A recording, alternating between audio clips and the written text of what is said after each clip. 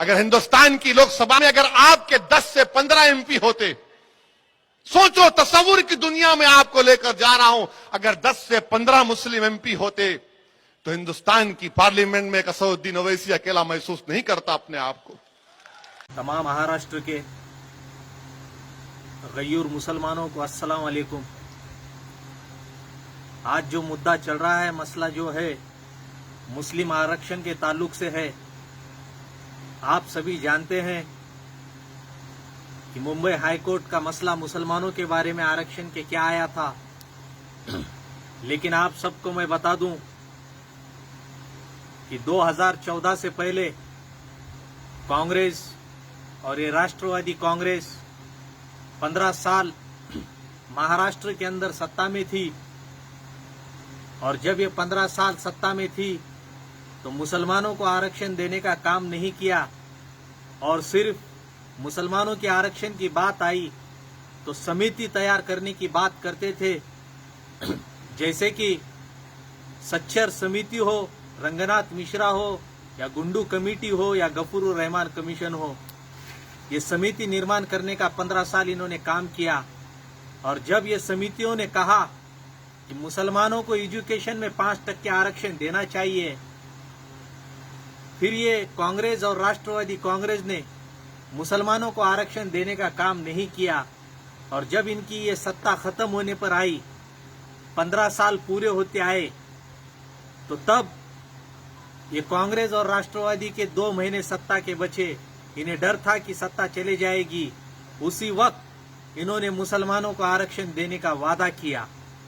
और उसी के साथ मराठा समाज को भी 16% आरक्षण देने का काम किया। लेकिन जब यह मसला कोर्ट के अंदर गया तो उसी वक्त मराठा समाज का 16% आरक्षण ये मुंबई हाई कोर्ट ने या सुप्रीम कोर्ट ने कैंसिल किया, और मुसलमानों के लिए मुंबई हाई कोर्ट ने 5% एजुकेशन के अंदर आरक्षण देने की बात की। लेकिन उसके बाद ये बीजेपी सरकार सत्ते में आती है, तो उसके बाद 5 साल कांग्रेस और राष्ट्रवादी कांग्रेस ये मुसलमानों के बीच रह के मुसलमानों के लिए आरक्षण के लिए आंदोलन करते हैं, धरने करते हैं, मोर्चे करते हैं, रास्ता रोको आंदोलन करते हैं। लेकिन जब 2019 के बाद 2019 में ये बीजेपी गिरती है और कांग्रेस और राष्ट्रवादी कांग्रेस सत्ते में आती है, तो यही कांग्रेस और राष्ट्रवादी सत्ते में रहने के बावजूद मुसलमानों को आरक्षण देने का काम नहीं करती है। तो ये कांग्रेस और राष्ट्रवादी की पॉलिसी महाराष्ट्र के तमाम मुसलमान समझना चाहिए कि सिर्फ मुसलमानों के वोटिंग के लिए, वोट के लिए जब ये सत्ते में नहीं रहते हैं तो ये मुसलमानों के बीच में आकर मगरमच्छ के आंसू रोने का काम करते हैं, और जब सत्ते में आते हैं तो मुसलमानों को आरक्षण देने का काम नहीं करते हैं, मुसलमानों के डेवलपमेंट का नहीं सोचते हैं, सिर्फ मुसलमानों के बीच में आकर वादे करने का काम करते हैं जब सत्ते में नहीं रहते हैं। तो मैं सिर्फ यहाँ के महाराष्ट्र के मुसलमानों से, तमाम लातूर जिले के मुसलमानों से, अहमदपुर तालुके के मुसलमानों से ये गुजारिश करता हूँ कि आपने कांग्रेस और राष्ट्रवादी कांग्रेस को वोट देने का काम किया है। अगर आप आपके हक की लड़ाई अगर लड़ना चाहते हो तो रास्ते पर आना है हमें सबको मिलकर, और कांग्रेस और राष्ट्रवादी को ये बताना है कि तुम हमसे हो, हम तुमसे नहीं।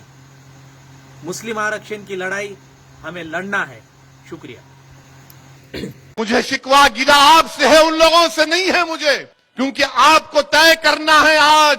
अगर आज आप ये सो जाएंगे कि नहीं नहीं वो है ना, आप क्या करेंगे, मुतबादिल नहीं है हमारे पास, ठीक है, हराओ मोदी को। मैं नहीं कह रहा हूं कि मत हराओ मोदी को,